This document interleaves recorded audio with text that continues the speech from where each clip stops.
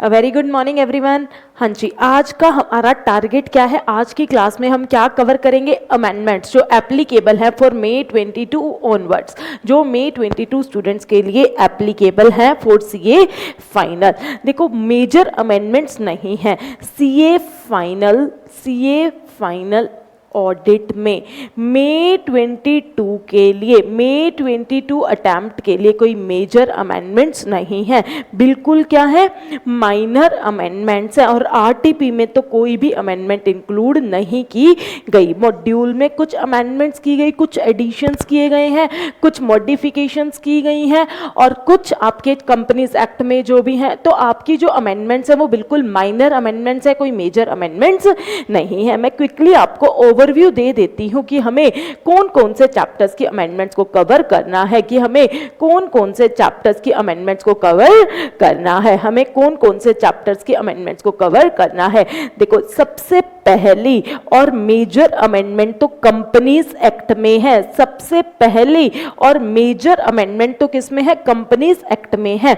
हमें कारो 2016 नहीं करना। जो students May 22 and onwards appear होंगे उन्हें क्या करना है? कारो 2020 करना है। और कारो 2020 वी हैव ऑलरेडी कवर्ड। कारो यूट्यूब पे अपलोड है इन द मेमोरी क्राफ्टर्स के चैनल पे। कारो 2020 ऑलरेडी कवर्ड है, अपलोड हो चुका है। तो एक सबसे मेजर अमेंडमेंट तो किसकी थी? कारो 2020 की, which we have already done. दूसरा अमेंडमेंट है आपके कौन से चैप्टर में? प्रोफेशनल एथिक्स में। दूसरा आपकी एक अमेंडमेंट किस में है? प्रोफेशनल एथिक्स में।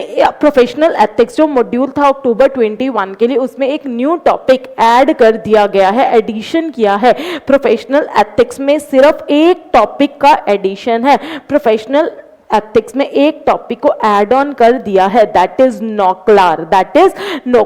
Non compliance with laws and regulation. तो एक नोक्लार टॉपिक को ऐड कर दिया गया है हमारे मॉड्यूल में, जो हमें कवर ऑन करना है। और दूसरी और सेकंड अमेंडमेंट कौन से चैप्टर? थर्ड अमेंडमेंट कौन से चैप्टर में? Audit committee and corporate governance. बिल्कुल माइनर सी अमेंडमेंट्स है। Audit committee and corporate governance में बिल्कुल माइनर अमेंडमेंट्स है, जो हार्डली 15 to 20 मिनट्स में कवर हो जाएगी। और एक आपकी अमेंडमेंट किस में है? Audit under fiscal law. किस में है? Audit under fiscal law. बिल्कुल माइनर, अप्रॉक्स 10 to 15 मिनट्स की अमेंडमेंट किस में है? Audit under fiscal law. और एक आपकी अमेंडमेंट कौन से चैप्टर में है? पीयर रिव्यू में है। तो अमेंडमेंट्स किस किस में है? कारो 2020 आपके लिए एप्लीकेबल है, and this was the major amendment जो अपलोड हो चुका है आपके मेमोरी क्राफ्टर के यूट्यूब चैनल पे। ये ऑलरेडी अपलोड हो चुका है। और दूसरी अमेंडमेंट किसमें है? प्रोफेशनल एथिक्स के चैप्टर में, मॉड्यूल में एक न्यू टॉपिक ऐड कर दिया गया है, that is NOCLAR, non compliance with laws and regulation. Audit committee and corporate governance में सेबी LODR रेगुलेशंस में जो भी अमेंडमेंट थी उनमें मेजर अमेंडमेंट्स आएंगे, माइनर अमेंडमेंट्स है, it will hardly take 15 to 20 minutes. Audit under fiscal law में भी 15 से 20 मिनट की अमेंडमेंट है, इससे ऊपर की अमेंडमेंट नहीं है। पीयर रिव्यू में भी स्टेटमेंट ऑन पीयर रिव्यू की वजह से बिल्कुल माइनर अमेंडमेंट्स है, कोई मेजर अमेंडमेंट नहीं है। और बैंक ऑडिट के चैप्टर में कुछ छोटी मोटी मॉडिफिकेशंस है, जो देखो, अब प्रोफेशनल एथिक्स की अमेंडमेंट, ऑडिट कमेटी की amendments, audit under fiscal law की अमेंडमेंट्स, पीयर रिव्यू की अमेंडमेंट्स आपको वाया यूट्यूब चैनल मिल जाएंगी, ये आपको मिल जाएंगी। लेकिन बैंक ऑडिट में जो भी मॉडिफिकेशन है, इसके मैं आपको क्या प्रोवाइड कर दूंगी? नोट्स प्रोवाइड कर दूंगी। जो बैंक ऑडिट के चैप्टर में नोट्स में मॉडिफिकेशंस है, जो इसके मॉड्यूल में थोड़ी छोटी मोटी मॉडिफिकेशंस है, इसको मैं बाय नोट्स आपको प्रोवाइड कर दूंगी। और आज का हमारा टारगेट क्या है? आज हमें अपने प्रोफेशनल एथिक्स में, आज हमें जो प्रोफेशनल एथिक्स में एक टॉपिक इंक्लूड किया गया है, प्रोफेशनल एथिक्स में एक टॉपिक इंक्लूड किया गया है, that is NOCLAR, non compliance with laws and regulation. तो आज का हमारा टारगेट है कि हमें पीयर रिव्यू की अमेंडमेंट कवर करनी है, that is NOCLAR. What is NOCLAR? What is NOCLAR? देखो नोक्लार क्या है, सबसे पहले मैं आपको इसकी इंट्रोडक्शन दूंगी, 10 to 15 मिनट्स में आपको इसकी क्या दूंगी, इंट्रोडक्शन दूंगी, और उसके बाद हम अपना टॉपिक को बिगिन करेंगे। देखो आपको पता होगा कोड ऑफ एथिक्स में चार्टर्ड अकाउंटेंट को क्या बोला जाता है, professional accountant. Code of ethics में चार्टर्ड अकाउंटेंट्स को क्या बोला जाता है, प्रोफेशनल अकाउंटेंट्स। देखो ये क्या है, प्रोफेशनल अकाउंटेंट्स इन प्रैक्टिस। ये क्या है, प्रोफेशनल अकाउंटेंट्स इन प्रैक्टिस। ये क्या है, प्रोफेशनल अकाउंटेंट्स इन प्रैक्टिस। ये क्या है, प्रोफेशनल अकाउंटेंट्स इन प्रैक्टिस। ये क्या है, professional accountants in practice. Professional accountants in practice. अगर प्रोफेशनल अकाउंटेंट्स इन प्रैक्टिस कोई भी असाइनमेंट करते हैं, कोई भी क्या करते हैं, असाइनमेंट करते हैं अपने किसका, क्लाइंट का, चाहे एश्योरेंस चाहे नॉन एश्योरेंस। अगर प्रोफेशनल अकाउंटेंट्स इन प्रैक्टिस कोई भी असाइनमेंट कर रहे हैं, कोई भी प्रोफेशनल सर्विस दे रहे हैं टू अ क्लाइंट, कोई भी असाइनमेंट कर रहे हैं, चाहे वो ऑडिट कर रहे हैं, चाहे वो एश्योरेंस एंगेजमेंट कर रहे हैं, चाहे वो अदर देन एश्योरेंस एंगेजमेंट कर रहे हैं। और दूसरे क्या होते हैं, प्रोफेशनल अकाउंटेंट्स इन सर्विसेज। दूसरे क्या होते हैं, प्रोफेशनल अकाउंटेंट्स इन सर्विस। कौन होते हैं, प्रोफेशनल अकाउंटेंट्स इन सर्विसेज। क्या है, professional accountants in service. Professional accountants in service. Professional accountants in service. अगर ये प्रोफेशनल अकाउंटेंट्स एम्प्लॉयर के यहाँ जॉब कर रहे हैं, सर्विस कर रहे हैं, एम्प्लॉयर या फिर एम्प्लॉइंग ऑर्गेनाइजेशन बोला जाता है, अगर ये प्रोफेशनल अकाउंटेंट्स क्या कर रहे हैं, एम्प्लॉयर के यहाँ जॉब कर रहे हैं, सर्विस कर रहे हैं, अगर during the course of their assignment, during the course of their service, अगर इन्हें कोई क्या पता चले, नॉन कंप्लायंस पता चले, अगर इन्हें कोई क्या पता चले, नॉन कंप्लायंस पता चले। दोबारा से बताती हूँ, अगर प्रोफेशनल अकाउंटेंट्स जो किस में है, प्रैक्टिस में है, प्रोफेशनल अकाउंटेंट्स जो किस में है, प्रैक्टिस में है, अगर वो क्लाइंट का कोई भी असाइनमेंट कर रहे हैं, और अगर प्रोफेशनल अकाउंटेंट्स इन सर्विस कोई भी एम्प्लॉयर या एम्प्लॉइंग ऑर्गेनाइजेशन में अपनी जॉब कर रहे हैं, मतलब वो सर्विस दे रहे हैं, during the course of their assignment, during the course of their work, अगर उन्हें क्या पता चले, कोई नॉन कंप्लायंस पता चले, या फिर सस्पेक्टेड नॉन कंप्लायंस, या तो नॉन कंप्लायंस अक्कर हो चुकी है, या फिर जो प्रोफेशनल अकाउंटेंट्स हैं उनके पास रीजन टू बिलीव है, उनको डाउट है, उनको मेजर मतलब they have the evidence, they have the suspicion कि वहां क्या हो रहा है, नॉन कंप्लायंस हो रहा है। कौन से नॉन कंप्लायंस कवर है,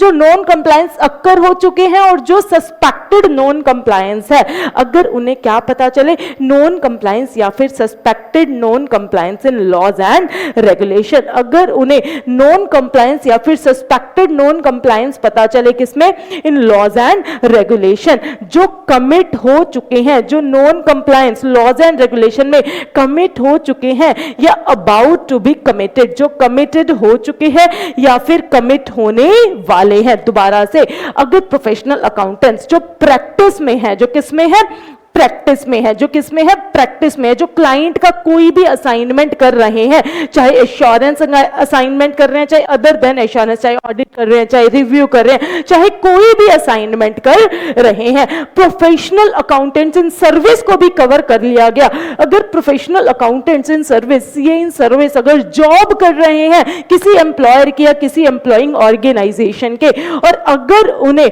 during their course of service, अगर उन्हें क्या पता चले, कोई नॉन कंप्लायंस पता चले, या फिर सस्पेक्टेड नॉन कंप्लायंस, सस्पेक्शन भी कवर है, अगर उन्हें सस्पेक्टेड नॉन कंप्लायंस पता चले, किसमें, लॉज एंड रेगुलेशन में, कि लॉज एंड रेगुलेशन में जो नॉन कंप्लायंस है वो कमिट हो चुकी है या होने वाली है, किसने की है, चाहे वो क्लाइंट ने की है, चाहे वो एम्प्लॉयर ने की है, चाहे वो वहां की TCWG ने की है, चाहे वो वहां की मैनेजमेंट ने की है, है, चाहे वो वहां की एम्प्लॉयज ने की है, चाहे क्लाइंट ने की है, चाहे क्लाइंट की टीसीडब्ल्यूजी ने की है, चाहे क्लाइंट की मैनेजमेंट ने की है, चाहे क्लाइंट की एम्प्लॉय ने की है, चाहे एम्प्लॉयर ने की है, चाहे एम्प्लॉइंग ऑर्गेनाइजेशन की टीसीडब्ल्यूजी ने की है, चाहे एम्प्लॉइंग ऑर्गेनाइजेशन की मैनेजमेंट ने की है, चाहे एम्प्लॉइंग ऑर्गेनाइजेशन के एम्प्लॉइज ने की है। अगर ऑडिटर, अगर प्रोफेशनल अकाउंटेंट्स, अगर आपको नॉन कंप्लायंस पता चले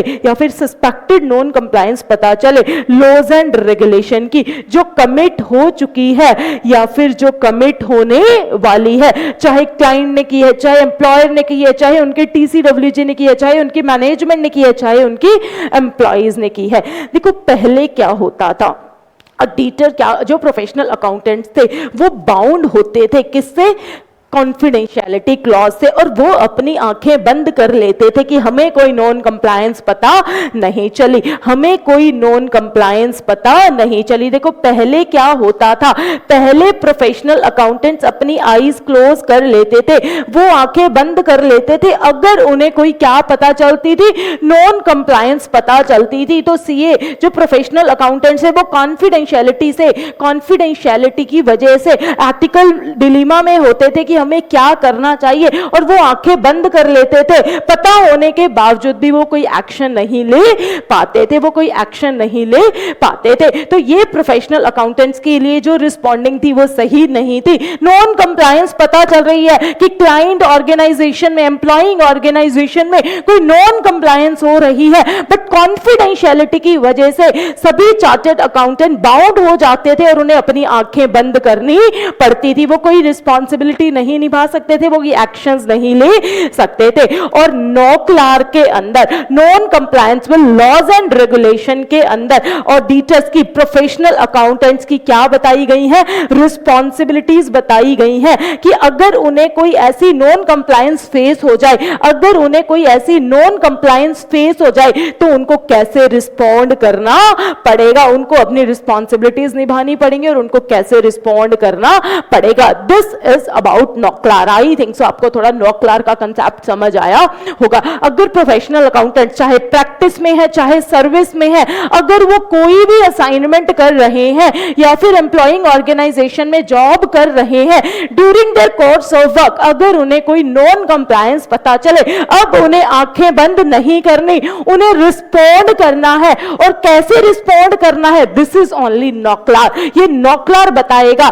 कि अगर प्रोफेशनल अकाउंटेंट्स को कभी भी नॉन कंप्लायंस पता चले, how they have to respond. They do not have to close their eyes, और उनको अपनी आंखें बंद करके रिस्पॉन्ड नहीं करना, they have to respond, and this is about NOCLAR. Clear हुई बात? अब सुनना, एक है IESBA code of ethics international. देखो जो कोड ऑफ एथिक्स है वो दो लेवल पर चलता है, एक इंटरनेशनल और एक नेशनल। एक है international ethical standard board of accountants, that is इस्बा, और एक हमारा नेशनल एथिकल स्टैंडर्ड बोर्ड जो किसने सेट किया है, ICAI ने, मतलब नेशनल एथिकल स्टैंडर्ड बोर्ड जो किसने सेट किया है, नेशनल एथिकल स्टैंडर्ड बोर्ड जो किसने सेट किया है, ICAI ने, जो किसने सेटअप किया हुआ है, ICAI ने। तो अगर हम international standard, international code of ethics की बात करें, अगर हम किसकी बात करें, इंटरनेशनल कोड ऑफ एथिक्स की बात करें, तो इंटरनेशनल कोड ऑफ एथिक्स में क्या बोला गया, इंटरनेशनल कोड ऑफ एथिक्स में क्या बोला गया, अगर प्रोफेशनल अकाउंटेंट, मैं PA लिखूंगी, अगर प्रोफेशनल अकाउंटेंट इन प्रैक्टिस, अगर प्रोफेशनल अकाउंटेंट इन प्रैक्टिस कोई भी असाइनमेंट कर रहे हैं, कोई भी असाइनमेंट कर रहे हैं, एनी असाइनमेंट, चाहे वो ऑडिट है, चाहे वो नॉन एश्योरेंस असाइनमेंट है, चाहे एश्योरेंस असाइनमेंट है, चाहे नॉन एश्योरेंस असाइनमेंट है, अगर प्रोफेशनल अकाउंटेंट इन सर्विस, अगर प्रोफेशनल अकाउंटेंट इन सर्विस कोई भी असाइनमेंट कर रहे हैं, either it is an assurance assignment, either it is an non assurance assignment. और दूसरा, अगर प्रोफेशनल अकाउंटेंट इन सर्विस, अगर प्रोफेशनल अकाउंटेंट इन सर्विस कहीं भी सर्विस दे रहे हैं, कोई भी एम्प्लॉइंग ऑर्गेनाइजेशन हो सकती है, चाहे वो लिस्टेड है, चाहे वो कंपनी है, चाहे वो बॉडी कॉर्पोरेट है, ऑल आर कवर्ड। तो अगर प्रोफेशनल अकाउंटेंट इन सर्विस अगर किसी भी एम्प्लॉइंग ऑर्गेनाइजेशन में सर्विस दे रहे हैं और अगर उन्हें नॉन कंप्लायंस पता चले तो इनको नॉक्लार वाली रिस्पॉन्सिबिलिटीज को फुलफिल करना पड़ेगा।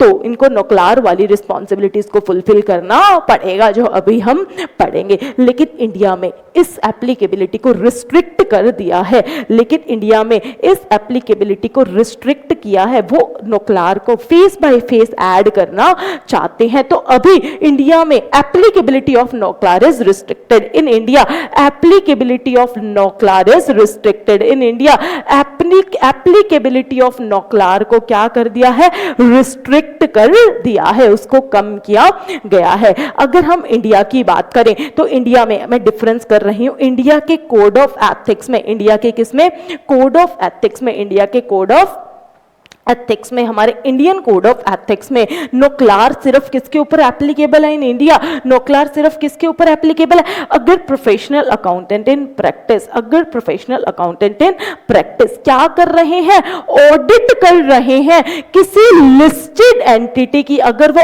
ऑडिट कर रहे हैं किसी लिस्टेड एंटिटी की, तब नौकलार एप्लीकेबल होगा। अगर प्रोफेशनल अकाउंटेंट इन सर्विस, अगर professional accountant in service audit कर रहे हैं किसी लिस्टेड एंटिटी की, तब नौकलार के प्रोविजंस एप्लीकेबल होंगे। सभी असाइनमेंट्स पे एप्लीकेबल नहीं है, सभी क्लाइंट्स पे एप्लीकेबल नहीं है। असाइनमेंट ऑडिट होना चाहिए और क्लाइंट लिस्टेड एंटिटी होना चाहिए। तो अगर professional accountant in service audit कर रहे हैं लिस्टेड एंटिटी के, तब नौकलार के प्रोविजंस एप्लीकेबल होंगे। और अगर प्रोफेशनल अकाउंटेंट इन सर्विस, अगर professional accountant in service service दे रहे हैं लिस्टेड एंटिटी को, तभी नौकलार के प्रोविजंस एप्लीकेबल होंगे। तो इंडिया में रिस्ट्रिक्ट कर दिया गया। इंडिया में एप्लीकेबिलिटी अभी सिर्फ किस पर लाई गई, इन audit of listed entity by professional accountant in service and professional accountant in service, अगर वो लिस्टेड एंटिटी, उनकी एम्प्लॉइंग ऑर्गेनाइजेशन लिस्टेड एंटिटी है, तभी नौकलार के प्रोविजंस एप्लीकेबल होंगे, तभी नौकलार के प्रोविजंस एप्लीकेबल होंगे। This is about the applicability of NOCLAR in India.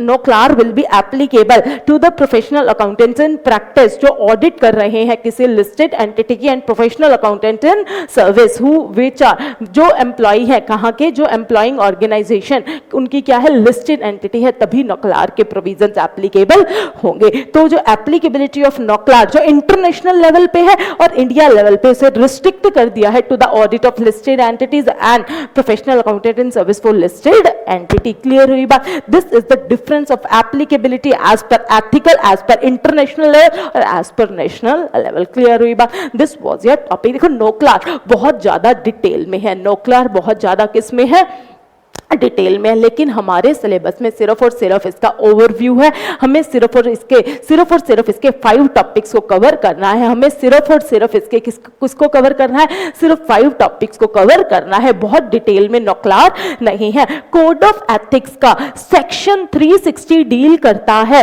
Code of ethics का सेक्शन 360 डील करता है for professional accountant in service, कि उन्हें नौकलार के लिए कैसे रिस्पॉन्ड करना है, उनकी क्या रिस्पॉन्सिबिलिटीज होंगी। और प्रोफेशनल अकाउंटेंट इन सर्विस के लिए कोड ऑफ एथिक्स का सेक्शन है सेक्शन 260, जिसमें काफी डिटेल में नौकलार के पूरे प्रोविजंस दिए हुए हैं। तो अगर मैं आपको कोड ऑफ एथिक्स दिखाऊं और अगर मैं बात करूं, देखो जो 360 नंबर सेक्शन है कोड ऑफ एथिक्स का, सेक्शन 360 किस पे है, सेक्शन 360 किस पे है, रिस्पॉन्डिंग टू, देखो किस पे है, responding to non compliance with laws and regulation during course of, देखो responding to non compliance with laws and regulation during course of audit engagements of listed entities. तो अगर आप ऑडिट कर रहे हो लिस्टेड एंटिटी की, तो आपको नॉन कंप्लायंस को कैसे रिस्पॉन्ड करना है, ये बात कहां दी हुई है, सेक्शन 360, ये बात कहां दी हुई है, सेक्शन 360 ऑफ कोड ऑफ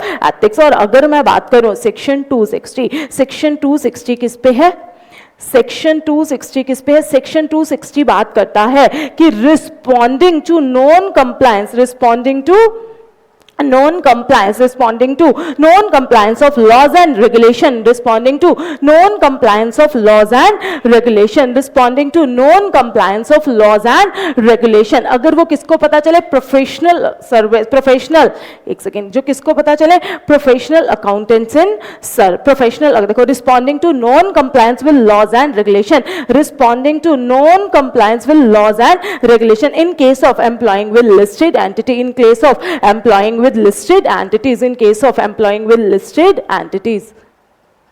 और हमारे सिलेबस में ये सेक्शंस डिटेल में नहीं है, हमें तो सिर्फ 5 टॉपिक्स कवर ऑन करने हैं, हमें तो सिर्फ 5 टॉपिक्स कवर ऑन करने हैं। बिल्कुल आप मेरे साथ नोट डाउन कीजिए कि हमें कौन कौन से टॉपिक्स को कवर ऑन करना है, हमें कौन कौन से टॉपिक्स को कवर ऑन करना है, हमें कौन कौन से टॉपिक्स को कवर ऑन करना है। देखो सबसे पहले हम कवर करेंगे इंट्रोडक्शन की नौकलार होता क्या है, फिर हम कवर करेंगे मीनिंग की नौकलार का मीनिंग क्या है, और फिर हम करेंगे एप्लीकेबिलिटी की किन के ऊपर नौकलार इंडिया में क्या होगा, एप्लीकेबल। तो 3 टॉपिक करेंगे, इंट्रोडक्शन, मीनिंग एंड एप्लीकेबिलिटी। और उसके बाद हमारा सेकंड टॉपिक क्या रहेगा, examples. Examples covered under नौकलार, examples की क्या कवर होगा अंडर नौकलार की, किस क्या क्या कवर होगा नौकलार के अंदर, तो एग्जाम्पल्स कवर्ड अंडर नौकलार। फिर हम करेंगे some important points with respect to some important points with respect to नौकलार, some important point with respect to नौकलार, with respect to नौकलार, with some important points with respect to नौकलार। ऐसे 250 versus नौकलार, ऐसे 250 versus नौकलार, ऐसे 250 versus नौकलार। और नौकलार में क्या documentation रखनी है, तो documentation for नौकलार। तो हमें ये 5 टॉपिक्स हमारे सिलेबस में हैं जो हमें कवर ऑन करने हैं। पहले तो introduction, meaning and applicability, examples covered under NOCLAR, some important point with respect to NOCLAR, ऐसे 250 versus NOCLAR, documentation for NOCLAR. ये 5 टॉपिक्स हमें कवर ऑन करने हैं। और इंट्रोडक्शन हम ऑलरेडी कवर कर चुके हैं, हमें बस रीड करनी है। एप्लीकेबिलिटी भी हम कवर कर चुके हैं। अब आते हैं मीनिंग। देखो व्हाट इज नौकलार, व्हाट इज नौकलार। नौकलार है क्या, नौकलार है क्या, कोई भी एक्ट, एनी एक्ट, क्या बोला गया, एनी एक्ट, क्या बोला गया, any act, any act, any act, चाहे ओमिशन है, चाहे क्या है ओमिशन या फिर कमीशन, आइदर ओमिशन और एनी एक्ट ऑफ ओमिशन और commission, any act of omission और कमीशन, इंटेंशनल और अनइंटेंशनल, चाहे जानबूझकर किया गया है चाहे अनजाने में हुआ है, तो इंटेंशनल या फिर अनइंटेंशनल, इंटेंशनल या फिर अनइंटेंशनल, इंटेंशनल या फिर अनइंटेंशनल, चाहे जानबूझकर किया गया है चाहे अनजाने में हो गया है। That is contrary, that is विपरीत, दैट इज विरुद्ध, that is contrary to laws and regulation, जो लॉज एंड रेगुलेशन के विरुद्ध है, जो लॉज एंड रेगुलेशन के, जो लॉज एंड रेगुलेशन के विपरीत है, जो लॉज एंड रेगुलेशन के विरुद्ध है। अगर कोई भी ऐसा एक्ट, चाहे ओमिशन, आपने लॉ को फॉलो ही नहीं किया, आपने कोई लॉ की रिक्वायरमेंट को फॉलो ही नहीं किया, ओमिट कर दिया, कमीशन जैसे करना था वैसे नहीं किया, चाहे जानबूझकर चाहे अनजाने में, अनजाने में भी कवर हो जाएगा। अगर अनजाने में आपने, अगर अनजाने में आपने कॉन्ट्रेरी कोई काम किया, कॉन्ट्रेरी मतलब विरुद्ध काम किया, क्या काम किया, विरुद्ध काम किया, लॉज एंड रेगुलेशन के क्या काम किया, विरुद्ध काम किया, विपरीत काम किया, लॉज एंड रेगुलेशन के, कोई भी एक्ट जो विपरीत है, जो विरुद्ध है टू लॉज एंड रेगुलेशन, चाहे जानबूझकर चाहे अनइंटेंशनल, चाहे ओमिशन है, चाहे ओमिशन है चाहे कमीशन है, all acts will be covered in नौकलार, all acts will be covered इन नौकलार। जो किसने किया है, जो क्लाइंट ने किया है, जो किसने किया है, क्लाइंट ने किया है, या फिर जो किसने किया है, एम्प्लॉयर ने किया है, चाहे क्लाइंट ने किया है चाहे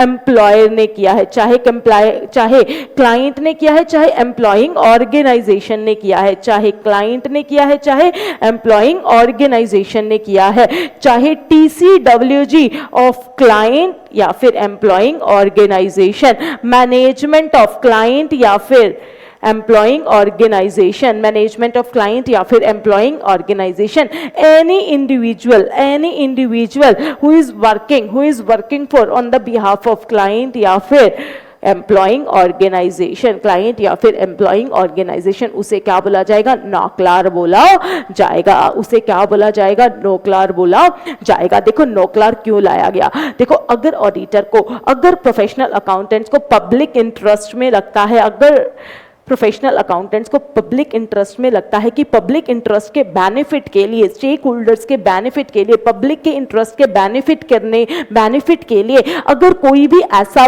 ब्रीच है, अगर ऑडिटर को कोई भी ऐसा नॉन कंप्लायंस मिला, अगर प्रोफेशनल अकाउंटेंट्स को कोई भी ऐसा क्या मिला, नॉन कंप्लायंस मिला, अगर कोई भी ऐसा क्या मिला, नॉन कंप्लायंस मिला, जिससे क्या हो सकता है, सब्सटेंशियल हार्म, क्या हो सकता है, सब्सटेंशियल हार्म, नुकसान हो सकता है, सब्सटेंशियल हार्म हो सकता है। किसको सब्सटेंशियल हार्म हो सकता है, इन्वेस्टर्स को सब्सटेंशियल हार्म हो सकता है, क्रेडिटर्स को सब्सटेंशियल हार्म हो सकता है, एम्प्लॉइज को सब्सटेंशियल हार्म हो सकता है, या फिर जनरल पब्लिक को क्या हो सकता है, सब्सटेंशियल हार्म हो सकता है, आइदर इन फाइनेंशियल या फिर non financial terms. Most important, now you can see कि इसका स्कोप कितना बड़ा है। अगर नॉन फाइनेंशियल टर्म्स का भी कोई हार्म हो सकता है स्टेक होल्डर्स को, चाहे इन्वेस्टर्स को, चाहे क्रेडिटर्स को, चाहे एम्प्लॉइज को, चाहे जनरल पब्लिक को, अगर प्रोफेशनल अकाउंटेंट्स को पब्लिक इंटरेस्ट में लगता है कि हाँ हार्म हो सकता है किसी भी स्टेक होल्डर्स को, इन्वेस्टर्स को, क्रेडिटर्स को, एम्प्लॉइज को, जनरल पब्लिक को, चाहे फाइनेंशियल या फिर नॉन फाइनेंशियल टर्म में, तो प्रोफेशनल अकाउंटेंट्स आपको डिटरमाइन करना है for protection of public interest. क्या आपको ये बात एप्रोप्रिएट अथॉरिटी को बतानी है? अगर प्रोफेशनल अकाउंटेंट्स को लगता है इन द प्रोफेशनल जजमेंट कि ये एप्रोप्रिएट अथॉरिटी को डिस्क्लोज होना चाहिए ताकि पब्लिक इंटरेस्ट को प्रोटेक्ट किया जा सके, तो for protection of public interest अगर प्रोफेशनल अकाउंटेंट्स को लगता है एप्रोप्रिएट लगता है कि उन्हें एप्रोप्रिएट अथॉरिटी को बताना चाहिए, तो नॉकलर कहता बताओ ये कॉन्फिडेंशियलिटी का ब्रीच नहीं माना जाएगा। अगर प्रोटेक्शन ऑफ पब्लिक इंटरेस्ट में अगर आपको ये बात एप्रोप्रिएट अथॉरिटी को बतानी जरूरी लगती है तो जी खोल के बताओ, आपको कोई कॉन्फिडेंशियलिटी का क्लॉज नहीं रोकेगा, आपको कोई कॉन्फिडेंशियलिटी का क्लॉज नहीं रोकेगा। आप पब्लिक इंटरेस्ट के लिए काम करो, आप स्टेक होल्डर्स के इंटरेस्ट के लिए काम करो। अगर कोई नॉन कंप्लायंस पता चले, चाहे क्लाइंट ने किया, चाहे उनके टीसीडब्ल्यूजी ने किया, चाहे एम्प्लॉइज ने किया, चाहे मैनेजमेंट ने किया, चाहे एम्प्लॉइंग ऑर्गेनाइजेशन के सभी इन्होंने की है, आप बिल्कुल एप्रोप्रिएट अथॉरिटी को बताओ। अगर प्रोफेशनल अकाउंटेंट्स आपको ये डिस्क्लोज करना एप्रोप्रिएट लगता है, this is major NOCLAR. Clear हुआ आपको? This is NOCLAR. अब नॉकलर कब एप्लीकेबल नहीं होगा? अगर कोई पर्सनल मिसकंडक्ट है, अगर NOCLAR that is personal misconduct unrelated to business activities, अगर कोई पर्सनल मिसकंडक्ट है that is unrelated to business activities, तो ऑब्वियसली वो नॉकलर में कवर नहीं होंगे। ऑब्वियसली पर्सनल मिसकंडक्ट को भी कवर करेगा क्या NOCLAR? Obviously personal misconduct unrelated to business, client ने क्या कर दिया, मर्डर कर दिया, that is personal misconduct. Client ने होम लोन लेने के लिए ब्राइब दी, दैट इज पर्सनल मिसकंडक्ट। तो अगर कोई ऐसा misconduct that is not related to business activities, that is personal misconduct, तो वो नॉकलर में कवर नहीं होगा। और अगर कोई नॉकलर क्या है, इनकॉन्सिक्वेंशियल, जो मटेरियल नहीं है, जो सिग्निफिकेंट नहीं है, तो अगर कोई नॉकलर इनकॉन्सिक्वेंशियल है तब आपका नॉकलर एप्लीकेबल नहीं होगा। तो नॉकलर किस पे नहीं लगेगा?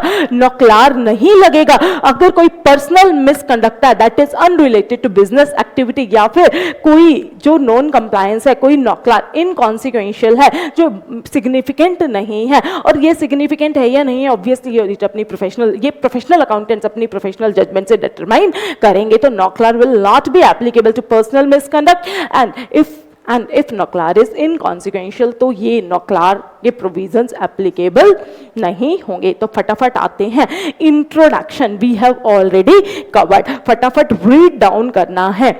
इन course of providing a professional service to client, अगर कोई प्रोफेशनल सर्विस दे रहा है क्लाइंट को या फिर प्रोफेशनल एक्टिविटीज कर रहा है एम्प्लॉयर के लिए, अगर उसे कोई क्या पता चले, इंस्टेंस ऑफ नॉन कंप्लायंस या फिर सस्पेक्टेड नॉन कंप्लायंस, देखो इंस्टेंस ऑफ नॉन कंप्लायंस पता चले तब भी, अगर सस्पेक्टेड नॉन कंप्लायंस पता चले तब भी, जो कमिट हो चुका है या कमिट होने वाला है, किसने किया है, क्लाइंट ने, एम्प्लॉयर ने, टीसीडब्ल्यूजे मैनेजमेंट ने और एम्प्लॉइज ऑफ क्लाइंट और एम्प्लॉयर, तो कवर हो जाएगा। ये मैंने ऑलरेडी, देखो हमने इंट्रोडक्शन में ही मोस्टली सब कुछ कवर कर लिया, हमने सब कुछ कवर कर लिया। नॉक्लार क्या है, अगर जो प्रोफेशनल अकाउंटेंट्स इन सर्विस हैं, जो असाइनमेंट कर रहे हैं क्लाइंट का, प्रोफेशनल अकाउंटेंट इन सर्विस जो एम्प्लॉयर के यहाँ जॉब करे, अगर उन्हें कोई non compliance, suspected non compliance पता चले, लॉज एंड रेगुलेशन की कमिटेड या about to be committed by employer, TCWG and employees of client और एम्प्लॉयर, तो वो कवर हो इंट्रोडक्शन, ठीक है। उसके बाद मीनिंग, नॉन कंप्लायंस, नॉक्लार क्या कहा जाएगा, एक्ट, कौन सा एक्ट, ओमिशन भी हो सकता है, कमीशन भी हो सकता है, अगर लॉ को फॉलो ही नहीं किया, ओमिट कर दिया, जैसे फॉलो करना था वैसे फॉलो नहीं किया, चाहे इंटेंशनल चाहे अनइंटेंशनल, विच इज विरुद्ध, which is contrary to prevailing laws and regulation, चाहे क्लाइंट ने किया है, चाहे एम्प्लॉइंग ऑर्गेनाइजेशन ने किया है, चाहे टीसीडब्ल्यूजी ने किया है, चाहे टीसीडब्ल्यूजी ने किया है, किसकी टीसीडब्ल्यूजी ने, क्लाइंट की टीसीडब्ल्यूजी ने या फिर एम्प्लॉइंग ऑर्गेनाइजेशन की टीसीडब्ल्यूजी ने, चाहे मैनेजमेंट ने किया है, किसकी मैनेजमेंट ने किया है, चाहे क्लाइंट की मैनेजमेंट ने किया है, चाहे एम्प्लॉइंग ऑर्गेनाइजेशन की मैनेजमेंट ने किया है, कोई भी other individuals which are working under the direction, चाहे वो क्लाइंट की इंडिविजुअल्स जो क्लाइंट की डायरेक्शन में काम करेंगे, एम्प्लॉइंग ऑर्गेनाइजेशन की डायरेक्शन में काम कर रहे हैं, दैट इज नॉक्लार। नॉक्लार कब एप्लीकेबल नहीं होगा, नॉक्लार के प्रोविजंस कब एप्लीकेबल नहीं होंगे, नॉक्लार के प्रोविजंस कब एप्लीकेबल नहीं होंगे, नॉक्लार के प्रोविजंस कब एप्लीकेबल नहीं होंगे। एक सेकेंड, मैंने थोड़ा सा इस शीट में चेंज किया था, let me open that sheet, मैंने इस शीट में थोड़ा सा चेंज किया था, मैं आपको वही शीट ओपन कर देती हूँ ताकि आपको साइड बाय साइड क्लियर हो जाए। वेट, मैंने थोड़ा सा इस शीट में क्या किया था, चेंज किया था, मैंने थोड़ा सा इस शीट में क्या किया था, चेंज किया था। देखो मैंने एप्लीकेबिलिटी को पहले डाल दिया था, तो एक एप्लीकेबिलिटी वाला टॉपिक मैंने पहले क्या था, मॉड्यूल में लास्ट में था, लेकिन मुझे लगा पहले देनी चाहिए, तो मैंने इस शीट में थोड़ा सा, ये देखो जो पहले वाली मैं आपको शीट दिखा रही थी दैट वाज, वो बिल्कुल मैंने मॉड्यूल को कॉपी किया था, लेकिन इसमें मैंने कुछ टॉपिक्स को आगे कर दिया। एप्लीकेबिलिटी ऑफ नॉक्लार ये आपको लास्ट में मिलेगा, लेकिन ये लास्ट में मुझे लगता है रीड करना बेनिफिट नहीं होगा, इसमें हमें पहले पढ़ना चाहिए। देखो ISBA की बात करें, अगर हम इंटरनेशनल लेवल की बात करें, इंटरनेशनल कोड ऑफ एथिक्स की बात करें, तो as per international code of ethics NOCLAR किस पे एप्लीकेबल होगा, all assignment in case of member in practice and to all employers in case of members in service. लेकिन अगर हम ICI की बात करें, अगर हम किसकी बात करें, ICI कोड ऑफ एथिक्स की बात करें, अगर हम किसकी बात करें, ICI कोड ऑफ एथिक्स की बात करें, अगर हम ICI कोड की बात करें, तो नॉक्लार की एप्लीकेबिलिटी को रिस्ट्रिक्ट कर दिया है। किसके ऊपर एप्लीकेबल होगा, audit assignments of listed entity in case of member in practice and for the members in service applicability is restricted to employees of listed entities only। तो listed entities के ऊपर ही applicable होगा, this we have already covered। और NOCLAR के provisions कब applicable नहीं होंगे, नॉक्लार do not address, जो नॉक्लार है code of ethics ऐसे नॉक्लार को address नहीं करता which is related to personal misconduct unrelated to business activities activities of client या फिर एम्प्लॉइंग ऑर्गेनाइजेशन। और अगर non compliance other than listed out in the definition of NOCLAR, मतलब क्लाइंट या एम्प्लॉइंग ऑर्गेनाइजेशन को छोड़कर किसी थर्ड पार्टी ने की है, तो वो इसमें कवर नहीं होंगी। तो personal misconduct that is unrelated to business activities, उन पे नॉक्लार के प्रोविजंस एप्लीकेबल नहीं होंगे। तो फर्स्ट टॉपिक हमारा कंप्लीट हो चुका है। मैंने कहा था ना नॉक्लार के 5 टॉपिक्स हैं। फर्स्ट टॉपिक इस पे था introduction, meaning and applicability, that we have done. अब आते हैं एग्जांपल्स को बाद में करेंगे, मोस्ट इंपॉर्टेंट करते हैं some important points with respect to NOCLAR. देखो क्या जो नॉक्लार है, मैं आपको 4 पॉइंट्स बताऊंगी, ध्यान से सुनना। क्या जो नॉक्लार है, क्या वो प्रोफेशनल अकाउंटेंट्स को कह रहा है आप इन्वेस्टिगेट करो, जाओ इन्वेस्टिगेट करो, ढूंढो कहां है नॉन कंप्लायंस। क्या नॉक्लार प्रोफेशनल अकाउंटेंट्स को इन्वेस्टिगेट करने के लिए कह रहा है? नॉक्लार प्रोफेशनल अकाउंटेंट्स को इन्वेस्टिगेट करने के लिए नहीं कह रहा। अगर during the course of their assignment, जब प्रोफेशनल अकाउंटेंट्स अपना क्या कर रहे हैं, असाइनमेंट कर रहे हैं। अगर during the course of their assignment अगर उन्हें एनकाउंटर हो जाए या फिर वो अवेयर हो जाए, उनके सामने आ जाए या फिर वो अवेयर हो जाए किसी भी नौकलार उन्हें नॉन कंप्लायंस पता चल जाए, तो उनके ऊपर नौकलार के प्रोविजंस क्या हो जाएंगे, एप्लीकेबल हो जाएंगे। नौकलार प्रोफेशनल अकाउंटेंट्स को नौकलार के प्रोविजंस प्रोफेशनल अकाउंटेंट्स को इन्वेस्टिगेट करने के लिए नहीं कह रहे। अगर प्रोफेशनल अकाउंटेंट्स को अपना असाइनमेंट करते समय उनके सामने नौकलार आ जाए during the course of their assignment, अगर उन्हें एनकाउंटर हो जाए या फिर वो अवेयर हो जाए ऑफ द नौकलार, तब नौकलार के प्रोविजंस एप्लीकेबल होंगे। लेकिन नौकलार किसको, नौकलार प्रोफेशनल अकाउंटेंट को इन्वेस्टिगेट करने के लिए नहीं कह रहा। लेकिन अगर during the course of their assignment अगर उन्हें एनकाउंटर हो जाए या वो अवेयर हो जाए किसी भी नौकलार के, तो उनको नौकलार के प्रोविजंस एप्लीकेबल हो जाएंगे। लेकिन उनको स्पेसिफिकली इन्वेस्टिगेट नहीं करना कि नौकलार तो नहीं है, उनको नौकलार इन्वेस्टिगेट करने के लिए नहीं कहता। वो कहता है कि अगर उनका असाइनमेंट करते समय अगर उनके सामने कोई नौकलार आ जाए तो उनको रिस्पॉन्ड करना पड़ेगा एज पर द प्रोविजंस और नौकलार, लेकिन वो उसको इन्वेस्टिगेट करने के लिए नहीं कहता। दूसरा, क्या उन्हें लॉ की एक्सपर्टीज नॉलेज चाहिए? क्या प्रोफेशनल अकाउंटेंट्स को लॉ की एक्सपर्टीज नॉलेज चाहिए? क्या उन्हें एक्सपर्टीज ऑफ लॉ चाहिए कि उन्हें सभी लॉ की नॉलेज होनी चाहिए? ऐसा नहीं है। They are not expert in the law. वो तो सेक्रेटेरियल ऑडिट लॉ की कंप्लायंस चेक करेगा। जो प्रोफेशनल अकाउंटेंट्स हैं, जो मेंबर्स इन प्रैक्टिस हैं, जो चार्टर्ड अकाउंटेंट्स हैं, they are not having the expertise knowledge of law. हम उनसे expertise knowledge of law expect नहीं करते। हाँ, जो नॉलेज एंड एक्सपीरियंस उनसे एक्सपेक्ट किया जाता है फॉर पर्टिकुलर असाइनमेंट, जो असाइनमेंट वो कर रहे हैं उस असाइनमेंट के लिए जो नॉलेज एंड एक्सपीरियंस उनके पास होना चाहिए, उतना नॉलेज एंड एक्सपीरियंस उनके पास हो। हम उनसे ग्रेटर नॉलेज एंड एक्सपीरियंस नहीं चाहते। हम उन्हें 100% लॉ की कंप्लायंस के लिए नहीं कहते। हम उन्हें लॉ की एक्सपर्टीज नॉलेज के लिए रिक्वायरमेंट नहीं है। हाँ, जितना नॉलेज एंड एक्सपीरियंस आपको पर्टिकुलर असाइनमेंट के लिए चाहिए, आपके पास उतना नॉलेज एंड एक्सपीरियंस होना चाहिए। आपको लॉ के लिए कोई ग्रेटर एक्सपीरियंस होने की रिक्वायरमेंट नहीं है। कि नौकलार आपको ग्रेटर नॉलेज ऑफ लॉ के लिए नहीं बोलता। हाँ, जो उस असाइनमेंट के लिए जितनी नॉलेज होनी चाहिए आपके पास उतनी नॉलेज होनी चाहिए। और जो एक्ट है वो नॉन कंप्लायंस है। अगर कोई भी एक्ट है वो नॉन कंप्लायंस है, अब ये ऑब्वियसली प्रोफेशनल अकाउंटेंट जज नहीं कर पाएंगे वो एक्ट नॉन कंप्लायंस है या नॉन कंप्लायंस नहीं है। फॉर एग्जांपल, कंपनी में कार्बन मोनोऑक्साइड हो रही है, वो कार्बन मोनोऑक्साइड कितनी है एज पर द क्राइटेरिया, क्या वो नॉन कंप्लायंस है, क्या वो नॉन कंप्लायंस नहीं है? ये प्रोफेशनल अकाउंटेंट्स डिटरमाइन नहीं कर सकते। इसको तो कोर्ट या फिर अथॉरिटी डिटरमाइन करेगी, कोर्ट या फिर अथॉरिटी डिटरमाइन करेगी। क्लियर हुई बात? ये हो गए आपके 2 पॉइंट, ये हो गए आपके 2 पॉइंट। पहला पॉइंट क्या था?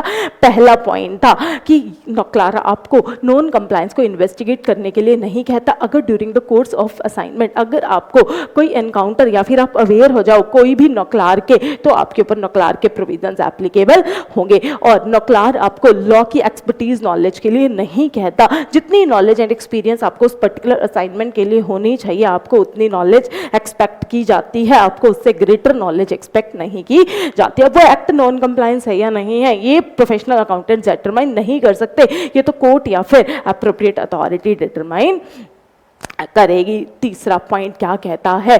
अगर कोई नॉन कंप्लायंस, अगर कोई नौकलार पर्सनल मिसकंडक्ट है that is unrelated to business activities, तो नौकलार उनके ऊपर एप्लीकेबल नहीं होगा। नौकलार के प्रोविजंस एप्लीकेबल नहीं होंगे, नौकलार के प्रोविजंस एप्लीकेबल नहीं होंगे। अगर वो कोई पर्सनल मिसकंडक्ट है that is unrelated to business activities, और अगर कोई नौकलार क्या है, इनकॉन्सिक्वेंशियल है, अगर कोई नौकलार इनकॉन्सिक्वेंशियल है, सिग्निफिकेंट नहीं नहीं है तब नॉक्लार के प्रोविजंस एप्लीकेबल नहीं होंगे, तब नॉक्लार के प्रोविजंस एप्लीकेबल नहीं होंगे। क्लियर हुई बात। अब आप गए, आपको नॉन कंप्लायंस पता चली, आपको क्या पता चली, नॉन कंप्लायंस पता चली, और प्रोफेशनल अकाउंटेंट्स को पब्लिक इंटरेस्ट में लगता है, इनको किस में लगता है, पब्लिक इंटरेस्ट में लगता है। तो नॉक्लार कहता है अगर कोई ऐसी आपको नॉन कंप्लायंस पता चले तो प्रोफेशनल अकाउंटेंट्स डिटरमाइन करें, प्रोफेशनल अकाउंटेंट्स डिटरमाइन करें क्या उनको पब्लिक इंटरेस्ट में लगता है कि उसे किसको डिस्क्लोज करना चाहिए, एप्रोप्रिएट अथॉरिटी को डिस्क्लोज करना चाहिए। तो प्रोफेशनल अकाउंटेंट्स डिटरमाइन करेंगे क्या उसे एप्रोप्रिएट अथॉरिटी को डिस्क्लोज करना है या एप्रोप्रिएट अथॉरिटी को डिस्क्लोज नहीं करना। तो अल्टीमेटली अगर ये प्रोफेशनल अकाउंटेंट्स है, अगर इन्हें पब्लिक इंटरेस्ट में इन्हें कोई नॉक्लार पता चला और इन्हें लगता है कि इन्हें पब्लिक इंटरेस्ट में ये बात एप्रोप्रिएट अथॉरिटी को बतानी चाहिए, तो नॉक्लार कहता है बताओ, इसको हम कॉन्फिडेंशियलिटी ब्रीच नहीं मानेंगे। तो अगर during the course of the work अगर उन्हें कोई नॉन कंप्लायंस पता चले और उन्हें लगता है कि ये पब्लिक इंटरेस्ट में है तो आप एप्रोप्रिएट अथॉरिटी को बताओ। अनलेस अगर वो कॉन्ट्रेरी नहीं है, अगर उसे लॉ एंड रेगुलेशन प्रिक्लूड नहीं करता, अगर लॉ एंड रेगुलेशन प्रिक्लूड कर रहा है, फॉर एग्जांपल किसी लॉ एंड रेगुलेशन में लिख दिया कि ये नॉन कंप्लायंस आपको किसी अथॉरिटी को नहीं बतानी, तो ऑब्वियसली नॉक्लार कभी भी लॉ के ऊपर नहीं जाएगा। अगर लॉ मना कर रहा है, अगर लॉ ने मना किया है, अगर लॉ एंड रेगुलेशन मना कर रहे हैं, अगर लॉ एंड रेगुलेशन मना कर रहा है डिस्क्लोजर, अगर लॉ एंड रेगुलेशन मना कर रहा है डिस्क्लोजर, तब प्रोफेशनल अकाउंटेंट्स आप एप्रोप्रिएट अथॉरिटी को डिस्क्लोज नहीं करोगे, तब डिस्क्लोजर टू एप्रोप्रिएट अथॉरिटी नहीं किया जाएगा, तब डिस्क्लोजर टू एप्रोप्रिएट अथॉरिटी नहीं किया जाएगा। Otherwise you can disclose. देखो अगर लॉ प्रिक्लूड नहीं कर रहा, लॉ मना नहीं कर रहा, उस नॉन कंप्लायंस को ध्यान से सुनना ये बात। देखो थोड़ा सा डिफरेंस है यहाँ, अप्रोच बिल्कुल डिफरेंस है।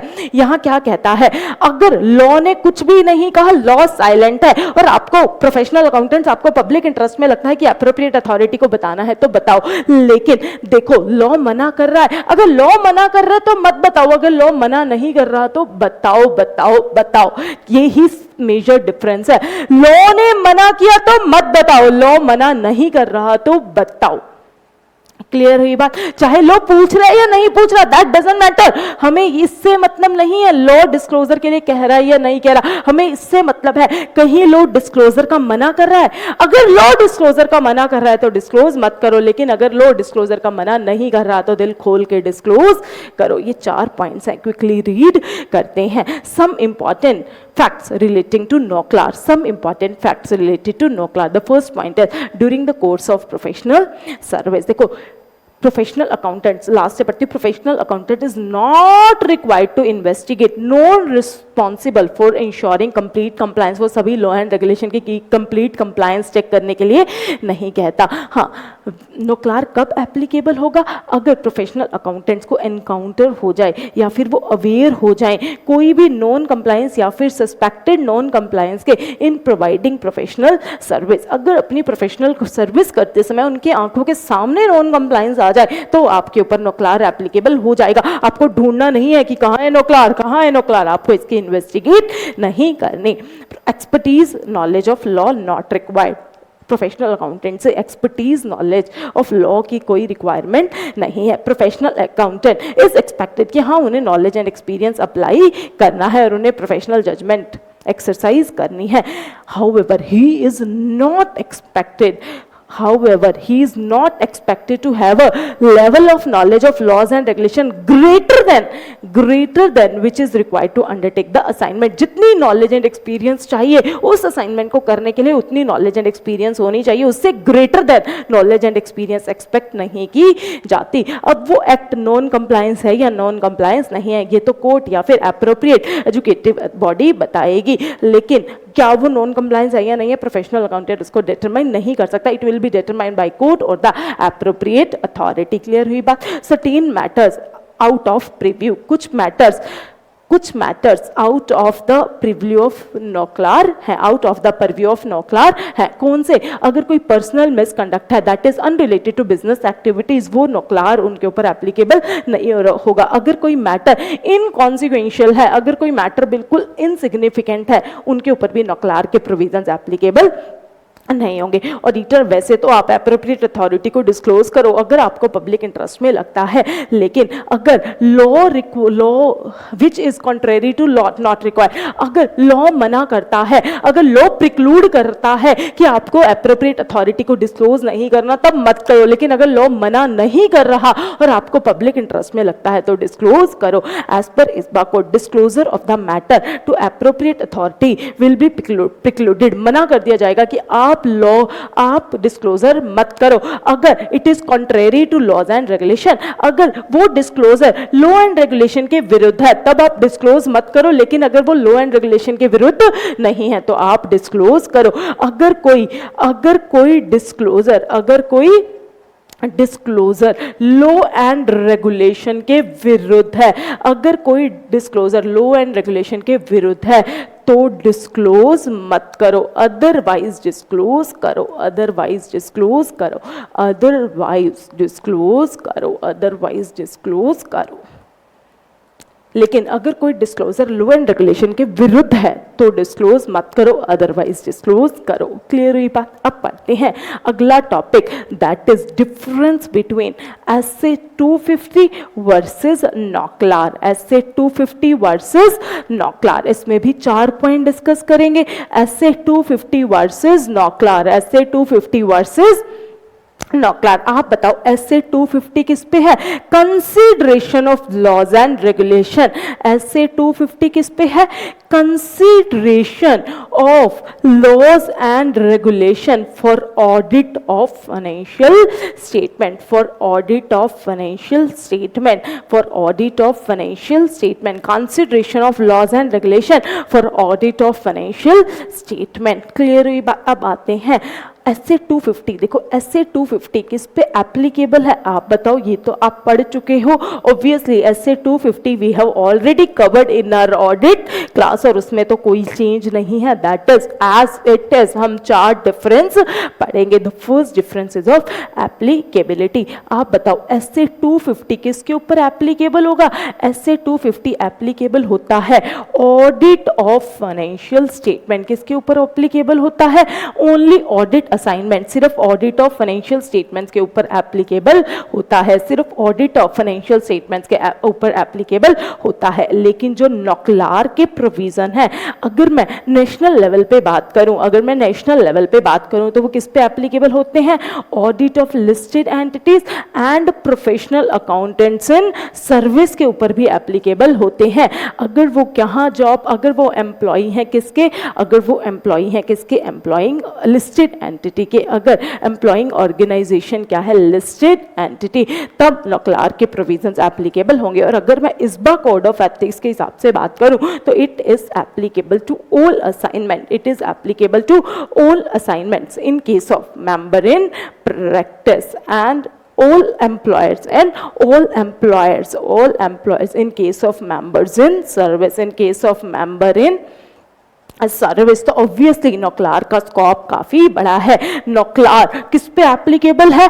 To all assignments in case of ISBA, in case of international code of ethics and to all employers, और ये मेंबर इन सर्विस पे भी एप्लीकेबल होता है। लेकिन SA 250 सिर्फ और सिर्फ किसके ऊपर एप्लीकेबल होता है? सिर्फ और सिर्फ फाइनेंशियल स्टेटमेंट्स की ऑडिट के ऊपर एप्लीकेबल होता है। अब मैं बात करती हूँ स्कोप की, अब मैं बात करती हूँ किसकी? स्कोप की। देखो SA 250 डील करता है ऑडिटर की रिस्पॉन्सिबिलिटी। यहाँ ऑडिटर की क्या दी हुई है? रिस्पॉन्सिबिलिटी दी हुई है कि ऑडिटर आपको देखना ऐसे कौन से लॉज एंड रेगुलेशन है जिसका क्या है? Direct effect. ऐसे कौन से रेगुलेशन है जिनका क्या है? Direct effect in determination of amount या फिर डिस्क्लोजर इन फाइनेंशियल स्टेटमेंट, जिसका क्या है? डायरेक्ट इफेक्ट ये दो टाइप के लॉ को दो टाइप में डिवाइड करता है। ऐसे 250 लॉ को दो हिस्सों में डिवाइड करता है। एक तो ऐसे लॉज एंड रेगुलेशन जिसका क्या है direct effect in determination of amount and disclosure in financial statement, और दूसरा other laws and regulation, which does not have direct effect on amount or disclosure, but that are fundamental to operational aspects of a entity, that is fundamental to operational aspects, जो entity को चलाने के लिए जरूरी है, लेकिन उनका कोई डायरेक्ट इफेक्ट नहीं है, नहीं है। और ये सिर्फ वो एस्पेक्ट्स देखता है जो डायरेक्टली या फिर इनडायरेक्टली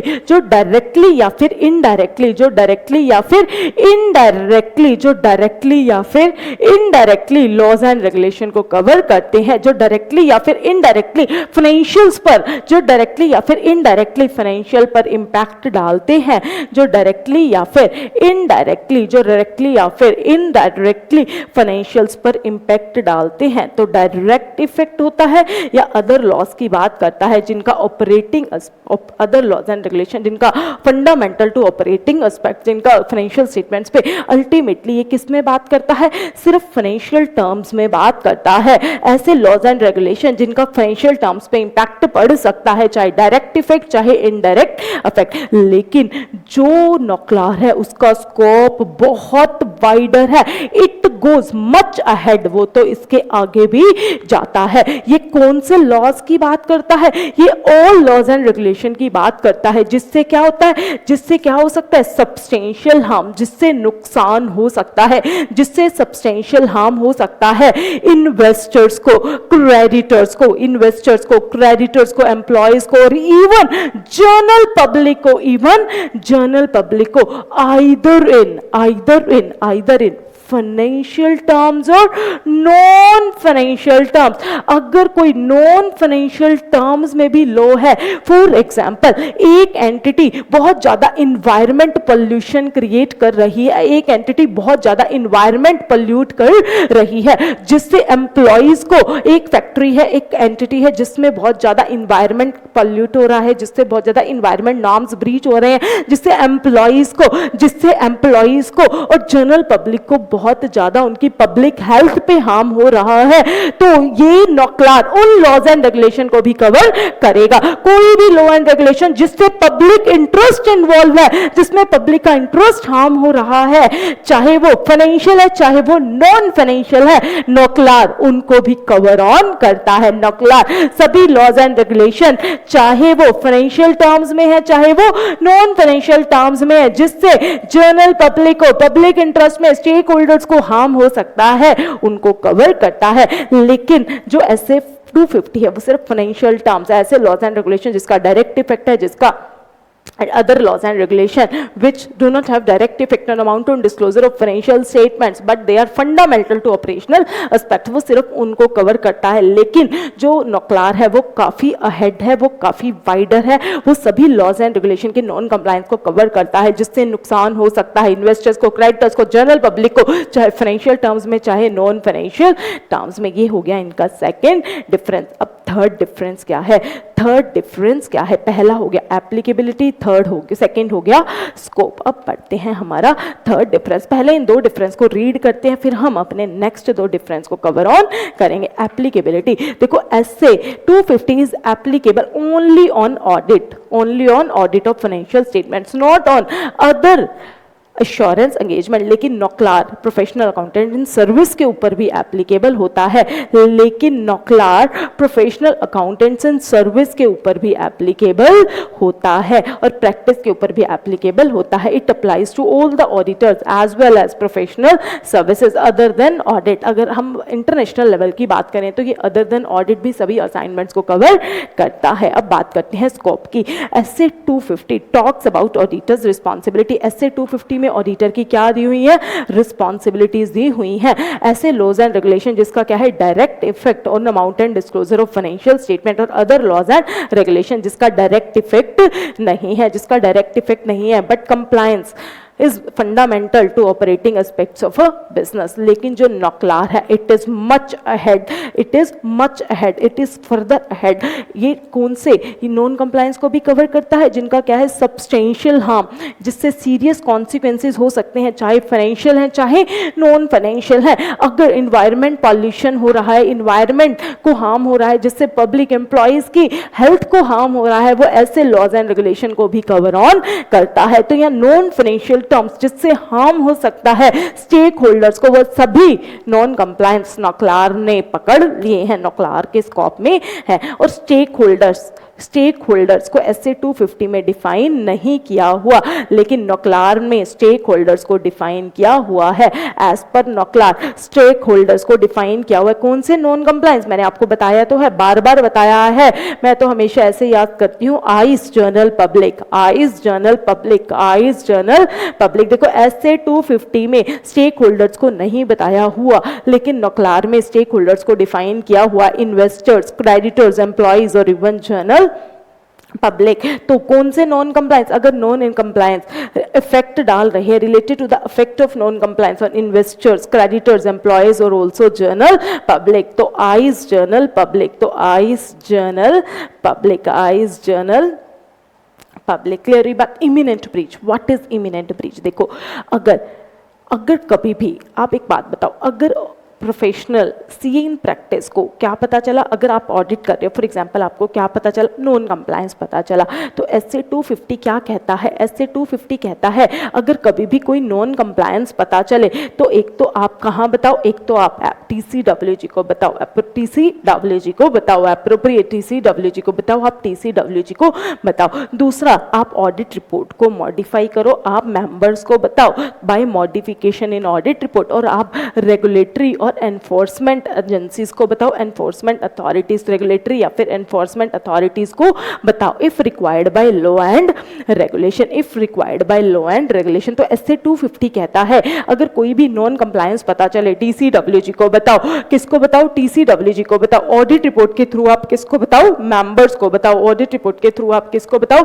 मेंबर्स को बताओ। और आप रेगुलेटरी या फिर एनफोर्समेंट अथॉरिटीज को बताओ, if required by laws and regulation. NOCLAR, अगर आपको कोई इमिनेंट ब्रीच पता चले, what is the meaning of imminent breach? Imminent breach पता चले, अगर ऑडिटर, अगर प्रोफेशनल अकाउंटेंट आपको कोई इमिनेंट ब्रीच पता चले दैट कॉज सब्सटेंशियल हार्म, जिससे क्या हो रहा है? सब्सटेंशियल हार्म होने वाला है, जिससे बहुत ज्यादा नुकसान होने वाला है इन्वेस्टर्स को, क्रेडिटर्स को, एम्प्लॉइज को या इवन जनरल पब्लिक को, इवन जनरल पब्लिक को, चाहे फाइनेंशियल टर्म्स में चाहे नॉन फाइनेंशियल टर्म्स में। अगर during the course of the assignment एक प्रोफेशनल अकाउंटेंट को imminent breach, what is the meaning of imminent breach? Imminent breach का मतलब बस ऐसा कोई तूफान आने वाला है इस ब्रीच की वजह से, इस नॉन कंप्लायंस की वजह से एक ऐसा कॉन्सिक्वेंसेस आने वाले हैं, इसके इतने एडवर्स कॉन्सिक्वेंसेस आने वाले हैं जिससे बहुत ज्यादा नुकसान होगा इन्वेस्टर्स को, क्रेडिटर्स को, एम्प्लॉइज को या फिर पब्लिक, जनरल पब्लिक को। तो आप प्रोफेशनल अकाउंटेंट्स, इमिनेंट ब्रीच का मतलब ऐसा कोई ब्रीच जिसका बहुत बड़ा प्रभाव आने वाला है, जिसका बहुत ज्यादा सब्सटेंशियल हार्म हो सकता है, उसके इतने एडवर्स कॉन्सिक्वेंसेस होंगे जिसका अनुमान लगाना ही मुश्किल है। इसका इतना बड़ा परिणाम आने वाला है, इतना बुरा परिणाम आने वाला है जिससे सब्सटेंशियल हार्म हो सकता है इन्वेस्टर्स को, क्रेडिटर्स को, एम्प्लॉइज को या फिर जनरल पब्लिक को। इस टाइप की अगर आपको ब्रीच सामने आ जाए, ऐसा नॉन कंप्लायंस सामने आ जाए जिससे बहुत ज्यादा एडवर्स कॉन्सिक्वेंसेस आ सकते हैं, बहुत ज्यादा नुकसान हो सकता है इन्वेस्टर्स को, क्रेडिटर्स को, एम्प्लॉइज को या इवन जनरल पब्लिक को, तो फटाफट अगर आपको लगता है क्या टीसीडब्ल्यूजी को बताने की जरूरत है, अगर टीसीडब्ल्यूजी को बताने की जरूरत है तो बता दो। लेकिन अगर आपको लगता है कि आपको इमीडिएट ये बात एप्रोप्रिएट अथॉरिटी को बतानी चाहिए, आपको इमीडिएट ये बात एप्रोप्रिएट अथॉरिटी को बतानी चाहिए, आपको इमीडिएट ये बात एप्रोप्रिएट अथॉरिटी को बतानी चाहिए, ताकि एडवर्स कॉन्सिक्वेंसेस, जो बहुत बुरा परिणाम आने वाला है, उसको प्रिवेंट या फिर मिटिगेट किया जा सके। जो बहुत ज्यादा एडवर्स कॉन्सिक्वेंसेज आने वाले हैं, इस ब्रीच की वजह से जो बहुत ज्यादा एडवर्स कॉन्सिक्वेंसेज आने वाले हैं उसको मिटिगेट या फिर प्रिवेंट किया जा सके, उसको मिटिगेट या फिर प्रिवेंट किया जा सके फॉर पब्लिक इंटरेस्ट। आपको लगता है अगर इमिनेंट ब्रीच पता चले तो आप इमीडिएट एप्रोप्रिएट अथॉरिटी को बता सकते हो, आप इमीडिएट अथॉरिटी को बताओ। You can say now professional accountant will work as a whistle blower. अगर कोई उन्हें ब्रीच पता चले, वो उन्हें पब्लिक इंटरेस्ट में लगता है कि एप्रोप्रिएट अथॉरिटी को बतानी है तो बिल्कुल बताओ, लेकिन इमिनेंट ब्रीच है तो इमीडिएटली एप्रोप्रिएट अथॉरिटी को बताओ ताकि उसके बुरे परिणाम को रोका जा सके। लेकिन ऐसी कोई रिपोर्टिंग एसए 250 में नहीं है, ऐसी कोई रिपोर्टिंग एसए 250 में नहीं है। इमिनेंट ब्रीच नॉक्लार अगर एक्सेप्शनल सर्कमस्टांसेस में, अगर एक्सेप्शनल सर्कमस्टांसेस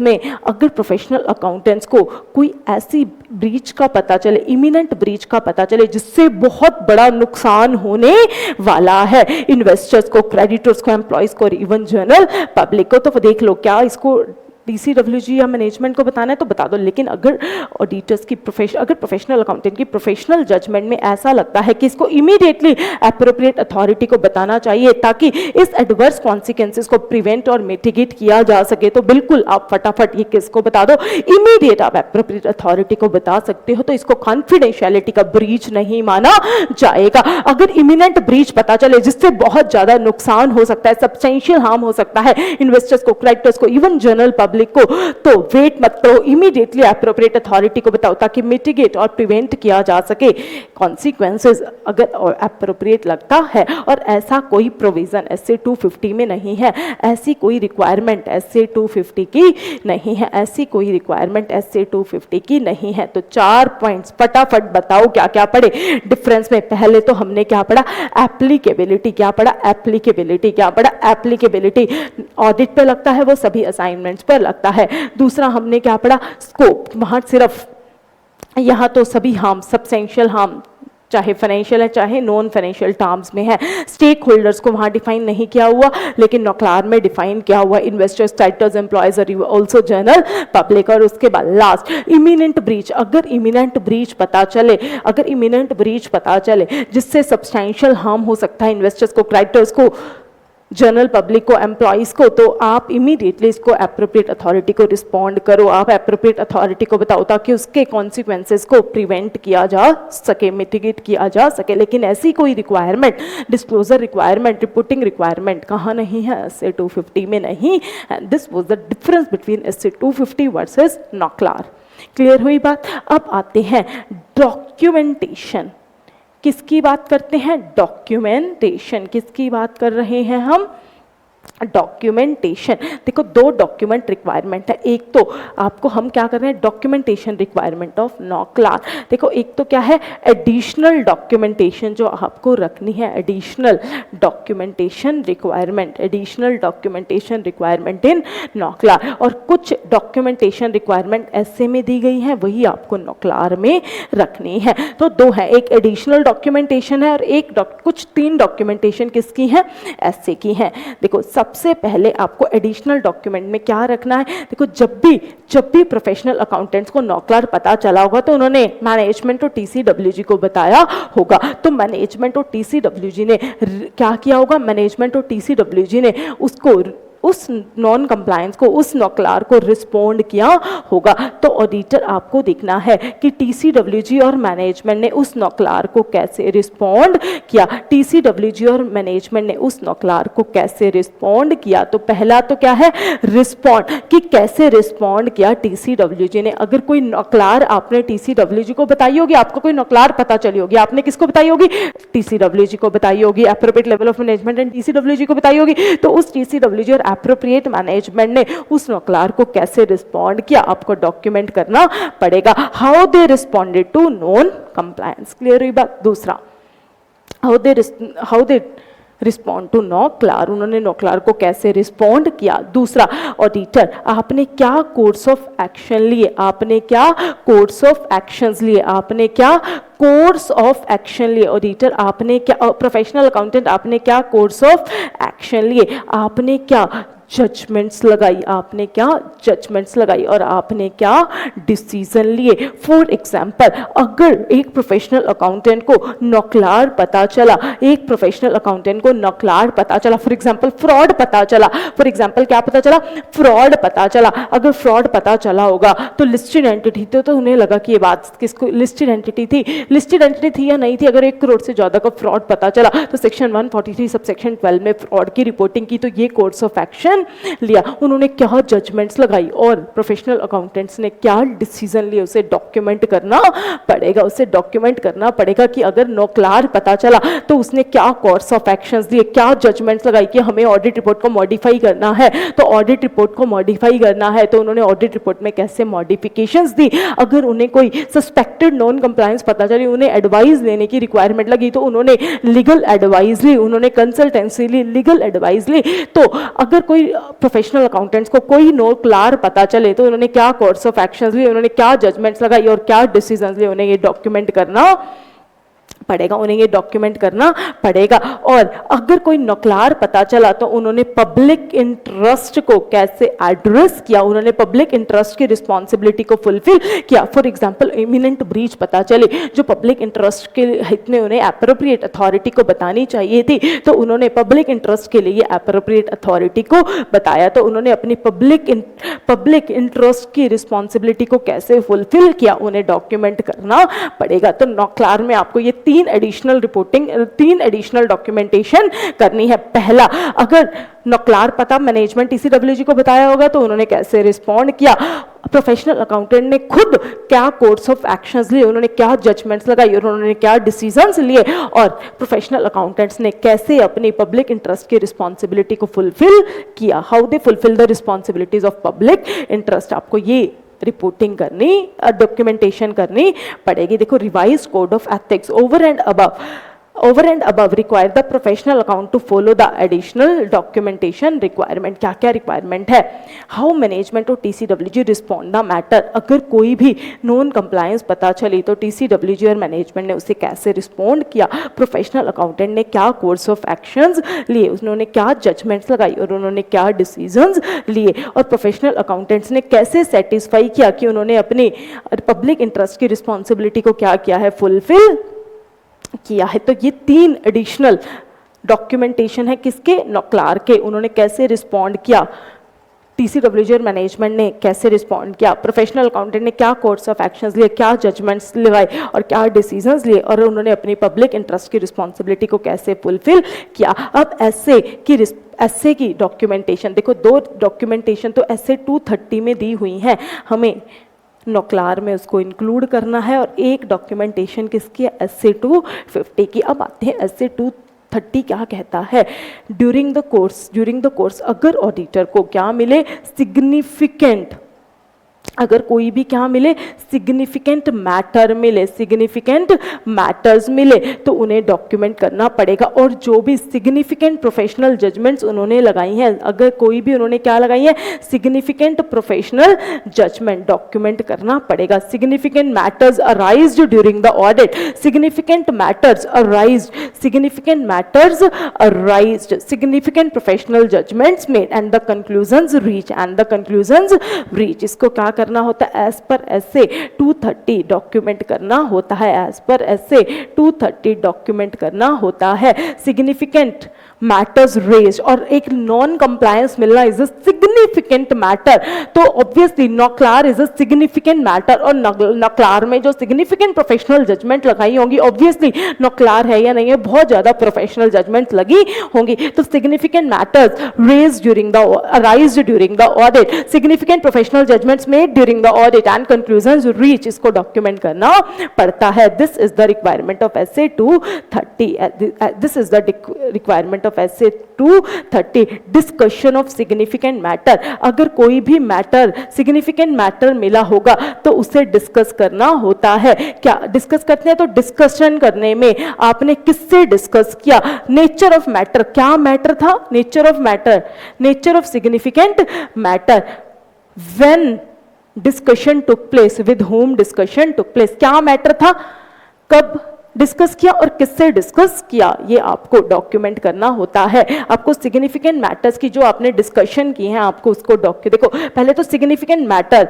और जो सिग्निफिकेंट प्रोफेशनल जजमेंट्स आपने लगाई हैं उसको डॉक्यूमेंट करना है। अब सिग्निफिकेंट मैटर को डिस्कस किया होगा टीसीडब्ल्यूजी मैनेजमेंट के साथ, तो क्या मैटर था जो डिस्कस किया, कब डिस्कस किया, किससे डिस्कस किया, आपको डॉक्यूमेंट करना होता है, आपको डॉक्यूमेंट करना होता है। और एज पर एसए 250 अगर कोई भी क्या मिला, अगर एज पर एसए 250 अगर कोई भी क्या मिली, non compliance of laws and regulation या फिर सस्पेक्टेड नॉन कंप्लायंस मिली, सस्पेक्टेड नॉन कंप्लायंस मिली, सस्पेक्टेड क्या मिली, नॉन कंप्लायंस मिली, सस्पेक्टेड नॉन कंप्लायंस मिली, कोई नॉन कंप्लायंस मिली लॉज एंड रेगुलेशन की, कोई सस्पेक्टेड नॉन कंप्लायंस मिली, आपको उसको डिस्कस किया होगा तो आपको उसको डॉक्यूमेंट करना है।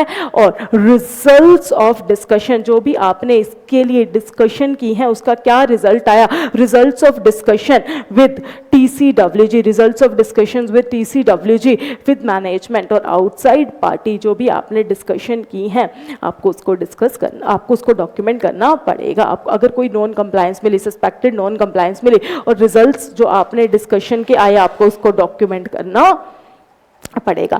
देखो the documentation in addition to complying with the documentation requirement under SA, SA में भी, एसएस में भी, एएस मतलब ऑडिटिंग स्टैंडर्ड्स मतलब एसए में भी कुछ डॉक्यूमेंटेशन रिक्वायरमेंट है। सबसे पहले आपको डॉक्यूमेंटेशन का sufficient prepares documentation sufficient to enable an understanding of significant matter, जो भी सिग्निफिकेंट मैटर्स अराइज हुए हैं, जो भी आपने कंक्लूजन्स आपने रीच किए हैं, जो भी सिग्निफिकेंट प्रोफेशनल जजमेंट्स है आपको डॉक्यूमेंट करना होता है। This is the requirement of SA 230, किसकी रिक्वायरमेंट है, एसए 230 की। डॉक्यूमेंटेशन आपको डॉक्यूमेंट करना होता है डिस्कशन ऑफ सिग्निफिकेंट मैटर्स, क्या क्या आपको डॉक्यूमेंट करना होता है, नेचर ऑफ सिग्निफिकेंट मैटर, क्या मैटर था, कब डिस्कस किया, किसके साथ डिस्कस किया, आपको ये डॉक्यूमेंट करना होता है। और अगर आपको कोई नॉन कंप्लायंस या फिर सस्पेक्टेड नॉन कंप्लायंस पता चले एंड रिजल्ट्स ऑफ डिस्कशंस जो आपने डिस्कस किया है मैनेजमेंट के साथ, टीसीडब्ल्यूजी के साथ और other parties outside the entity, आपको उसको डॉक्यूमेंट करना होता है, आपको उसको डॉक्यूमेंट करना होता है।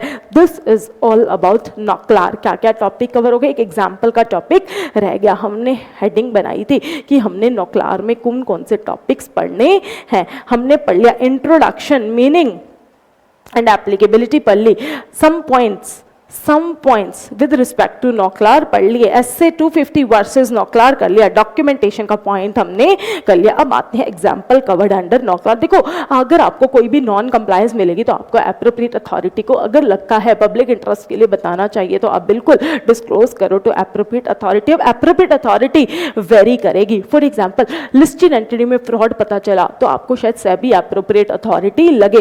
तो किस टाइप की नॉन कंप्लायंस है, नेचर ऑफ नॉन कंप्लायंस पे डिपेंड करेगा which will be the appropriate authority. अगर इन्वायरमेंट को हार्म हो रहा है, इन्वायरमेंट को हार्म हो रहा है तो इन्वायरमेंट एजेंसीज होती हैं, वो एप्रोप्रिएट अथॉरिटी होगी। टैक्स इवेजन हो रही है तो इनकम टैक्स अथॉरिटी, मतलब कौन सी अथॉरिटी एप्रोप्रिएट होगी, that will be depend upon the non compliance. अब आते हैं examples covered under NOCLAR, examples covered under NOCLAR. देखो फ्रॉड, अगर आपको फ्रॉड लगेगा तो दीज आर कवर्ड अंदर नॉक्लार। और फ्रॉड की रिपोर्टिंग तो वैसे कंपनीज एक्ट सेक्शन 143 सबसेक्शन 12 में भी करते हैं, to central government, to the registrar, ठीक है, टू द सेंट्रल गवर्नमेंट। अगर फ्रॉड 1 करोड़ या उससे ज़्यादा का है, अगर कंपनी में करप्शन दी जा रही है, ब्राइबरी, घूसखोरी, आप गवर्नमेंट अथॉरिटीज़ जो हैं, गवर्नमेंट अथॉरिटीज़ हैं, आप गवर्नमेंट को घूस दे रहे हो तो अल्टीमेटली ब्राइबरी दे रहे हो तो अब कुछ ना कुछ तो घपला होगा, कुछ ना कुछ नॉक्लार। तो fraud, corruption, bribery, money laundering हो रही है, टेररिस्ट फाइनेंसिंग, आप टेररिस्ट कैंप के लिए पैसा दे रहे हो, proceeds of crime, securities market and trading, insider trading, banking में fraud, other financial products and services में घपले हो रहे हैं, बैंकिंग आरबीआई को बताना पड़ेगा, data protection, cyber security crimes, unauthorised access to data, तो साइबर क्राइम्स हो रहे हैं, डेटा प्रोटेक्शन, इन्वायरमेंट प्रोटेक्शन, बहुत ज्यादा पोल्यूशन क्रिएट कर रही है आपकी एंटिटी जिससे हार्म हो रहा है एम्प्लॉयज का और इवन जनरल पब्लिक का। एम्प्लॉय इन्वायरमेंट प्रोटेक्शन को खतरा है, पब्लिक हेल्थ एंड सेफ्टी, ऐसा कोई प्रोडक्ट बेच रही है, एंटिटी सेल कर रही है जिससे पब्लिक की हेल्थ को डेंजर है, तो public health and safety. Tax evasion हो रहा है, पेंशन लाइबिलिटीज एंड पेमेंट्स में कुछ घपले हो रहे हैं, that will be covered in NOCLAR. Fraud cover होगा, करप्शन कवर होगी, bribery, money laundering, terrorist financing, proceeds of crime, insider trading मतलब securities market and trading, banking, financial products and services में कुछ घपले, डेटा प्रोटेक्शन को कोई नुकसान पहुंचा रहा है, साइबर सिक्योरिटी क्राइम्स हो रही हैं, इन्वायरमेंट प्रोटेक्शन, बहुत ज्यादा पोल्यूशन क्रिएट कर रही है आपकी एंटिटी, इन्वायरमेंट को हार्म पहुंचा रही है, पब्लिक हेल्थ एंड सेफ्टी, ऐसा कोई प्रोडक्ट बना रही है जो क्वालिटी एश्योरेंस से बहुत कम है जिससे पब्लिक की हेल्थ इन डेंजर में है, टैक्स इवेजन हो रहा है, पेंशन लाइबिलिटीज में आप कुछ घपला कर रहे हो, पेमेंट्स में घपला कर रहे हो, तो these all will be covered in NOCLAR. These are the example covered under NOCLAR. और ऑब्जेक्टिव ऑफ नॉकलार क्या है? देखो पहले क्या करते थे जो प्रोफेशनल अकाउंटेंट थे, टर्निंग अ ब्लाइंड आई, वो आंखें बंद कर लेते थे अगर उन्हें कोई नॉकलार मिले, तो ये प्रोफेशनल अकाउंटेंट के लिए कोई एप्रोप्रिएट रिस्पॉन्स नहीं है। प्रोफेशनल अकाउंट और नॉकलार में रिस्पॉन्सिबिलिटीज दी गई हैं मैनेजमेंट एंड TCWG की कि अगर उन्हें नॉकलार पता चले तो उन्होंने इस मैटर को कैसे एड्रेस करना है, और प्रोफेशनल अकाउंटेंट्स की भी लीगल एंड रेगुलेटरी रिस्पॉन्सिबिलिटी बताई गई है अगर वो क्या हो जाए, अगर उन्हें कभी भी नॉकलार फेस हो जाएगी। तो मैंने आपको इंट्रोडक्शन में ही बता दिया था। अब एक बार छोटा सा एक चार्ट है लास्ट में एक चार्ट है, मैं आपको ये लो मॉड्यूल, हाँ ये लास्ट में एक चार्ट है, एक बार आप अपने नोट्स के लास्ट में आ जाइए एक चार्ट पे, देखो रिस्पॉन्डिंग टू नॉकलार, इसकी डिटेल हमारे सिलेबस में नहीं है, हमारे मॉड्यूल में सिर्फ और सिर्फ इसका एक क्या दिया हुआ है, चार्ट दिया हुआ है। But ICAI can ask anything, हम रिस्क नहीं लेना चाहते तो मैंने एज इट इज उस चार्ट को क्या कर दिया है, कॉपी कर दिया है। देखो अगर मैं आपको दिखाऊं कोड ऑफ एथिक्स, मैं आपको दिखाती हूँ कोड ऑफ एथिक्स, मैं आपको क्या दिखा रही हूँ, कोड ऑफ एथिक्स। देखो कोड ऑफ एथिक्स में अगर मैं सेक्शन 260 की बात करूँ, जो किस पे लगता है, एम्प्लॉयमेंट पे, मतलब प्रोफेशनल अकाउंटेंट इन सर्विस में, तो इसमें क्या दिया हुआ है, अगर आप देखो इसमें क्या दी हुई है, इसमें क्या दिया हुआ है, यहीं से आपको क्लियर हो जाएगा। प्रोफेशनल अकाउंटेंट्स इन सर्विस के लिए रिस्पॉन्सिबिलिटीज दी गई हैं, क्या दी गई है, एक सेकेंड, क्या दी गई है, रिस्पॉन्सिबिलिटीज दी गई हैं। किसकी रिस्पॉन्सिबिलिटीज दी गई हैं, अगर आप सर्विस कर रहे हो as a senior professional accountants, अगर आप डायरेक्टर हो, ऑफिसर्स हो, सीनियर एम्प्लॉइज हो, तो अगर आपको नॉकलार पता चले और आप सीनियर प्रोफेशनल अकाउंटेंट से, तो आपकी क्या रिस्पॉन्सिबिलिटीज हैं, ये नॉकलार में दी हुई हैं। और अगर आप सीनियर प्रोफेशनल अकाउंटेंट नहीं हो, तो आपकी क्या रिस्पॉन्सिबिलिटीज होंगी, ये भी कहाँ दी हुई है, नॉकलार में दी हुई है, ये भी कहाँ दी हुई है, नॉकलार में दी हुई है। अगर आप सीनियर प्रोफेशनल अकाउंटेंट्स नहीं हो और अगर आपको कोई ब्रीच पता चले तो आपकी क्या रिस्पॉन्सिबिलिटी होगी। देखो senior responsibilities of professional accountants other than senior professional accountants. अब आ जाइए अपने चार्ट पे, इन केस ऑफ एम्प्लॉयमेंट, अगर मतलब प्रोफेशनल अकाउंटेंट इन सर्विसेज, आपकी क्या रिस्पॉन्सिबिलिटी होंगी, अगर आप senior professional accountant in service हो, और आपकी क्या रिस्पॉन्सिबिलिटीज होंगी अगर आप senior professional other than senior professional accountant in service हो, मतलब senior professional account other then in service. और अगर आप ऑडिट एंगेजमेंट कर रहे हो लिस्टेड एंटिटी का और आप प्रोफेशनल अकाउंटेंट इन प्रैक्टिस हो, तो आपकी क्या रिस्पॉन्सिबिलिटीज होंगी, ये दी हुई है नॉकलार में। देखो सेक्शन 260 में तो रिस्पॉन्सिबिलिटीज दी गई हैं प्रोफेशनल अकाउंटेंट्स जो किसमें है, सर्विस में, सीनियर प्रोफेशनल अकाउंटेंट्स, और जो सीनियर प्रोफेशनल अकाउंटेंट्स नहीं है लेकिन सर्विस में हैं। और सेक्शन 360 में क्या दी गई है, responsibilities of professional accountant in practice, जो ऑडिट कर रहे हैं लिस्टेड एंटिटी की, उनको कैसे रिस्पॉन्ड करना है, ये हमारे सिलेबस में नहीं है। उन्हें कैसे रिस्पॉन्ड करना है ये हमारे सिलेबस में नहीं है, ये हमारे सिलेबस में नहीं है। अगर प्रोफेशनल अकाउंटेंट को कोई भी क्या पता चले, अगर उन्हें कोई भी नॉकलार पता चले तो उन्हें कैसे रिस्पॉन्ड करना है, प्रोफेशनल अकाउंटेंट्स को कैसे रिस्पॉन्ड करना है, ये हमारे सिलेबस में नहीं है। लेकिन हमारे सिलेबस में सिर्फ क्या दिए गए हैं, हमारे सिलेबस में सिर्फ और सिर्फ पॉइंट्स दिए गए हैं, सिर्फ और सिर्फ पॉइंट्स दिए गए हैं। फटाफट आ जाइए ये देखो क्या क्या पॉइंट्स दिए गए हैं। सबसे पहले तो प्रोफेशनल अकाउंटेंट्स को अंडरस्टैंडिंग लेनी है कि क्या नॉन कंप्लायंस है। सबसे पहले तो प्रोफेशनल अकाउंटेंट्स को अंडरस्टैंडिंग लेनी है मैटर की कि क्या नॉन कंप्लायंस है। तो obtain N understanding of the matter, उस पूरे नॉन कंप्लायंस की क्या लेनी है, अंडरस्टैंडिंग लेनी है। फिर उस मैटर को क्या करना है, एड्रेस करना है। पहले अंडरस्टैंडिंग ले ली, फिर उस मैटर को क्या कर लिया, एड्रेस कर लिया। और उस मैटर को एड्रेस करने के बाद सबसे पहले तो क्या ली, अंडरस्टैंडिंग ली, और उसके बाद आपको उस मैटर को क्या करना है, एड्रेस करना है। फिर उसके बाद अगर आपको एडवाइस लेने की जरूरत लगती है तो आप एडवाइस ले सकते हो। तो आपको अगर एडवाइस लेने की जरूरत लगती है तो आप एडवाइस ले सकते हो। फिर आपको देखना है कि आपको क्या फर्दर एक्शन लेने की जरूरत है, आपको क्या फर्दर एक्शन लेने की जरूरत है, फर्दर एक्शन लेने की जरूरत है। और उसके बाद आपको देखना है क्या ये मैटर को एप्रोप्रिएट अथॉरिटी को डिस्क्लोज करना चाहिए। अगर करना चाहिए पब्लिक इंटरेस्ट में तो बिल्कुल आप डिस्क्लोज करो। इमिनेंट ब्रीच मिलती है तो आप इमीडिएटली एप्रोप्रिएट अथॉरिटी को डिस्क्लोज कर सकते हो। और आपको कैसे डॉक्यूमेंट करना है इसकी ब्रीफ इंट्रोडक्शन भी हमारे सिलेबस में नहीं है। हमारे सिलेबस में मॉड्यूल में सिर्फ चार्ट दिया हुआ है। अगर कोई भी नॉन कंप्लायंस पता चले तो पहले उस मैटर को क्या करो, अंडरस्टैंड करो, फिर उस मैटर को एड्रेस करना है। एडवाइस लेने की रिक्वायरमेंट लगती है तो एडवाइस लो। फिर देखो क्या फर्दर एक्शन लेने की जरूरत है, क्या इस मैटर को एप्रोप्रिएट अथॉरिटी को डिस्क्लोज करने की जरूरत है। इमिनेंट ब्रीच है तो अगर इमीडिएट एप्रोप्रिएट अथॉरिटी को बताना जरूरी है तो बताइए। और क्या क्या डॉक्यूमेंट करना है। हमारे सिलेबस में तो सिर्फ और सिर्फ ये पॉइंट्स दिए गए हैं। हमारे सिलेबस में सिर्फ पॉइंट्स कवर है, इसकी डिटेल एक्सप्लेनेशन और इवन इसकी ब्रीफ इंट्रोडक्शन भी नहीं है। बस इन पॉइंट्स के नाम है अंडरस्टैंडिंग लो, एड्रेस करो, एडवाइस की जरूरत है, एडवाइस लो। फिर देखो क्या फर्दर एक्शन लेने की जरूरत है, क्या एप्रोप्रिएट अथॉरिटी को बताना है, इमिनेंट ब्रीच है तो फटाफट बताइए। और उसके बाद डॉक्यूमेंटेशन। क्लियर हुई बात, ये खत्म हो गया आपका नॉक्लार। अब मैं आपको फटाफट मॉड्यूल में बता देती हूँ। देखो मॉड्यूल में पहले तो नॉक्लार का मीनिंग दिया हुआ है, नॉक्लार की इंट्रोडक्शन है, फिर नॉक्लार का मीनिंग दिया हुआ है जो हम ऑलरेडी कवर कर चुके हैं। फिर एग्जांपल्स की नॉक्लार किनको कवर करता है ये भी हम ऑलरेडी कवर कर चुके हैं। सम इंपॉर्टेंट फैक्ट्स अबाउट नॉक्लार, तो वही 4 पॉइंट्स। फिर एसए 250 वर्सेस नॉक्लार, एप्लीकेबिलिटी ऑफ नॉक्लार। और फिर ये चार्ट, मैंने कहा था ना डिटेल नहीं है, सिर्फ और सिर्फ अंडरस्टैंडिंग लो, मैटर को एड्रेस करो, एडवाइस लेने की जरूरत है, एडवाइस लो, क्या फर्दर एक्शन लेना है, एप्रोप्रिएट अथॉरिटी को डिस्क्लोज करना है तो करिए, इमिनेंट ब्रीच है तो इमीडिएटली डिस्क्लोज करिए। और documentation, this is all about. और डॉक्यूमेंटेशन एक छोटा सा टॉपिक क्या था, डॉक्यूमेंटेशन, कि आपको नॉक्लार की डॉक्यूमेंटेशन करनी है। यही था आपका एक addition in the topic of professional ethics. फटाफट हमने क्या क्या पढ़ा, हमने नॉक्लार में इंट्रोडक्शन पढ़ी, फिर हमने पढ़ा मीनिंग, मीनिंग के बाद हमने पढ़ी इसकी एप्लीकेबिलिटी और किस पे कवर नहीं होगा, पर्सनल मिसकंडक्ट और दूसरा इनकॉन्सिक्वेंशियल। उसके बाद एग्जांपल्स की क्या नॉक्लार में कवर होगा। फिर हमने पढ़ा some important points with respect to NOCLAR, SA 250 versus NOCLAR और डॉक्यूमेंटेशन। और एक छोटा सा चार्ट था, सिर्फ चार्ट में पॉइंट्स से understanding the matter, address the matter, advice लेनी है, एडवाइस दीजिए, फर्दर एक्शन क्या लेना है, एप्रोप्रिएट अथॉरिटी को डिस्क्लोज करना है या नहीं करना, इमिनेंट ब्रीच, और and the last was documentation.